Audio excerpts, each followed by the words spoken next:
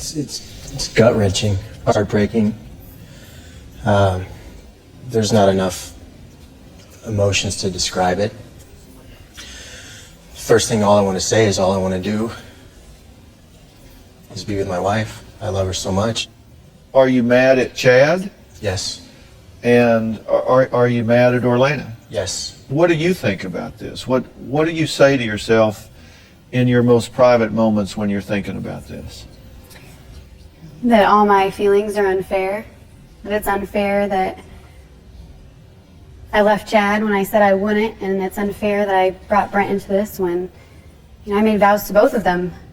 I'm completely torn down the center. When you sent him annulment papers, you didn't want him to sign them. Oh, no. You didn't want an annulment. No. You were just playing a game. You were trying to give him a wake-up call. You were trying to... I was trying to do anything to get his attention. That's all I wanted. And he called you bluff and signed them. Absolutely. Okay. And when you started talking to Brent, did you tell him that you were married? Brent and I started talking via email, and I told him that I was in this long relationship. I didn't tell him that I was going through a divorce. And the very first time we met for lunch, I said, I know I told you I explained about this relationship, but I was not clear. We were actually married, and I'm in the middle of this divorce, and I wanted to say it to your face. I didn't want to say it over a letter. Okay. Did you get out of your relationship with Chad before you were ready to? Absolutely. Did you get into this relationship with Brent before you were ready to? Yes. So you've got two half-finished situations that are both bubbling. Yes. At this point. Chad drove 2,300 miles to see a woman that was already married. All he wanted to do was do everything in his power to get her back. I believe that he's a snake and he's a coward. It's not about him not being able to have me. Chad's always had me. In his mind, I'm his wife. Paperwork means nothing. He came out, spent every day with her at work. Wednesday, Thursday, Friday night. He also went out to dinner and drinks. Those 3 days ripped me apart. So Chad, why don't you come on out and join us?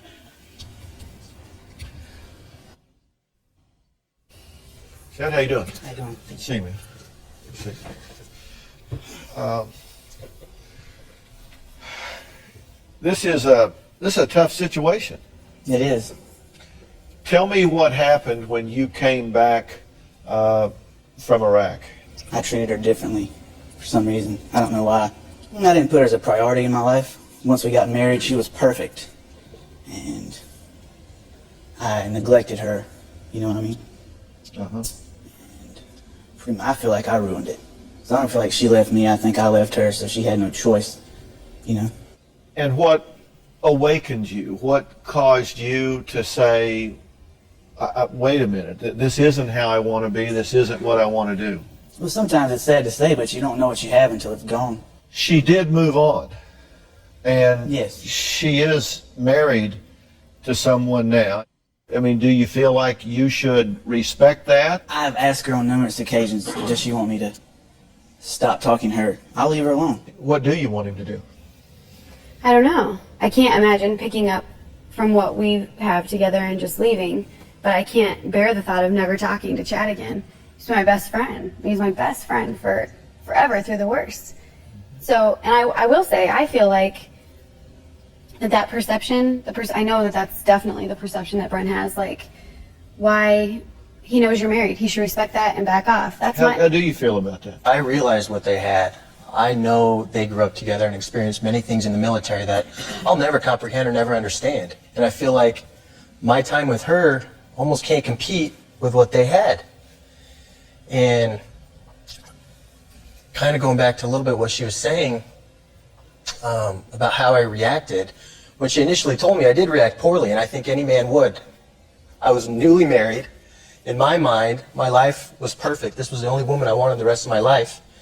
And then she drops the bomb on me. And she's right, I did react strongly, and she said, Chad wants to come out. I said, absolutely not. What can possibly be gained from you seeing him or talking to him? And of course, then she began to feel as if I wasn't being supportive. And so it really played tricks in my mind as to what am I supporting? Am I supporting her getting over Chad? Or am I supporting her trying to move on from Chad and remain married to me? Are you having a running dialogue with Chad? We talk. Okay, and you talk about your feelings, you talk about your future, and he's told you, if you want me to go away, I will. That's correct. And you've said what? But I can't imagine, after having to be away from him and not having his friendship for all this time, and that's all I wanted, now, as a friend, it has been surreal to be able to talk to him about work, about superficial stuff, not anything even highly emotional. I got a lot of friends, and I've never gotten a letter from one of them like you got from him. Your definition of friendship is different, because it seems to me that this is a love-based relationship. You want to be married to her again, correct? Yes. And do you want to be married to him again? Part of me does, yeah. Yeah, I feel horribly, and I don't, about the previous statement, I'm not pretending that this is just a friendship thing. I'm not saying that. I'm saying I love him. I love him very much still. That has not been a secret. I haven't hid that from anyone. I'm just saying that it's multifaceted, the way I feel about him, that we're not on the phone divulging our emotions 24 hours a day. It's different. I mean, sometimes I talk to him for 5 or 10 minutes about the weather, and sometimes I talk to him about how I feel. Are you justifying this emotional connection with Chad because of the way you say Brent reacted when you came to him? Absolutely not. And this, because that's the first thing you talked about when you said, I thought I loved him, he was wonderful, he was the perfect guy, he was everything. And then as soon as I told him I was still in love with my ex-husband, he became unsupportive. No. That's Really, that's what is that what you're hearing? That's not what I said. I told Brent when we were dating that I still love Chad. Okay, well, would you agree that you are experiencing some confusion? Absolutely. About all of this? Absolutely. And I'm trying to unravel this. And so I want to give you my opinion on a few things that I think will clear up some of this confusion. Orlana is torn over her love for two men, ex-husband Chad and her current husband Brent. While this is painful at one level, do you kind of get off on it on another level? I mean, you got two men that are really vying for your attention and your love. I mean, you're the prize here. You got two great guys that are in a tug of war over you. And I'm curious if you have enough insight to recognize that that can be a little intoxicating. I guess if you spent one day in my shoes, you would feel otherwise. Because it's far from intoxicating to feel like you have two people's happiness in your hands and you're responsible for that. That is not intoxicating. It's devastating. Do you worry that some men are territorial and they want what they can't have? No. Are you worried that his interest in you now is that he had you, didn't want you, didn't value you, didn't pay attention to you until somebody else started showing attention to you, somebody else is happy with you, somebody else values you, and so he says, no, wait a minute. No. Now, that validates her in my mind. I want her back. Men do that. Are you concerned that he wants you because he doesn't have you and can't have you, and as soon as he got you back would be four-wheeling with your brother again? No, I don't. Only because when he came to me sincerely and when he expressed how he felt and just humbled himself and admitted everything, he had no idea that I was even he knew I was seeing someone, but he had no idea that I was engaged or married. He had no clue. So when he came to me and said, I'm an idiot, I'm desperate, I can't live without you, my life has been, a mess, and I'm sorry, Orlana, and I want things to be different, and I want to make a plan so they can be different. It was then, after he did that I said... And you don't think that conversation is inappropriate for a married woman? I don't think that I have said anything to Chad that I couldn't say in front of this audience or in front of Brent or in front of God. No, I don't. I haven't said anything to him. First, let me say to you, however this turns out, don't spend the rest of your life with a woman that loves somebody else, because you don't have to. just don't. If she looks at you honestly, and you've got to give her huge credit for being candid and telling you, as painful as it may be, she's at least not like sneaking around and doing something. She's being forthcoming. When I say don't spend the rest of your life with somebody that loves somebody else, or that, there's like 3 of you there all the time, a ghost and the 2 of you, you don't have to do that. I'll guarantee you there are 10 million people watching this program right now, and 8 million of them are wishing they weren't married. I can just tell you. You're the kind of guy who used to piss me off. Just a tough act to follow. You couldn't compete with this guy. What I'm telling you is you made some mistakes here before. You did. You two were married. You met, you bonded, you married. It didn't work out. And by the way, people who are married, get divorced, and get remarried, do you know what the success rate is? It's really low. I mean, it's single-digit low. I'm going to tell you exactly what I think you need to do. I think you need to tell Chad that I have moved on. I am married to a guy that hasn't done a damn thing wrong. He's everything that I was looking for. He's everything that I wanted.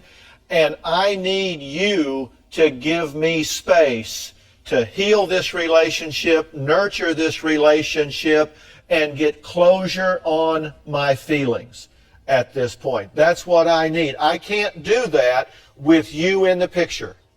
I got out of that one too soon. I'm not going to get out of this one too soon. I am going to give this a chance to gel. I'm going to give this a chance for us to create our own history. And I can't do that with you in the picture. And if you're not willing to do that, you need to be looking for the door. That's my opinion.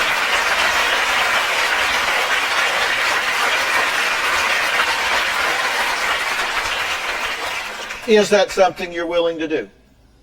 I don't know.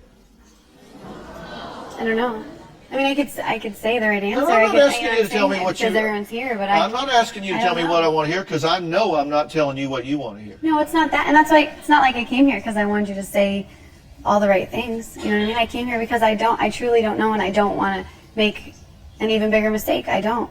But emotionally, I can't say that I'm somewhere that I'm not, or I can't lie about it. But you're not. What you can do is say, I need to respect the institution of my marriage. Absolutely. I need to respect the boundary of my marriage and not make the same mistake I made last time, which is getting out of this. I was not finished emotionally here. I wouldn't be finished emotionally here. At some point, I've got to be mature enough to stick where I am and do what I'm doing. And you can't do that here. Kind of agree with Dr. Phil. Can't believe I'm saying it, but I kind of do. And the first husband was awful to you in the end, and you gave him an ultimatum basically, and he left. Who's to say he wouldn't do it again? You're in a current marriage with a man who is putting up with what you're doing right now. Not many men would do that, right?